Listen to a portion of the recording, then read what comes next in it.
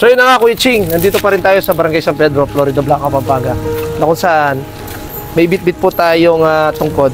Bigyan po natin yung beneficiary natin. Tara guys, samahan nyo ako. Hello po. Siglod ko po. Tati Merin eh.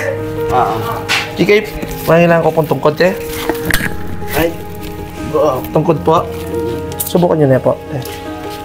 Ayan. yun na po yun. Consyal Jojo Bito. Ay, Ayun na po kayo, may pula ko po mata. Opo. Ano po yung full name nyo ate? Mary, Mary Malyari. Malyari. O yan, istuya yung tungkod nyo po. Yan si ate. Pilano ko pong bano ate Mary? 59. 59. Ninano kayo po? May mitas ng diabetes ko. may Diabetes sugat. po. Tapos medyo mapula mata. Kailangan tungkod po na eh. O yan po, ating good news po yan at yun po kayo kayong tungkod na biyening akay ni Sol. Dakad-dakala po salamat kaning binye yung Tungkod. tukod. Opo.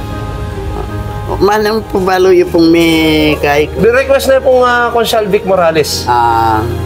So, maraming salamat sa iyo, Consyal Vic Morales. Shoutout sa iyo at ito po mga kakay, isa na naman na natulungan natin si ate sa Barangay San Pedro, Florida Blanca, Pampanga. So, ito po ang inyong pambansang konsyal, Consular Jojo Bitug.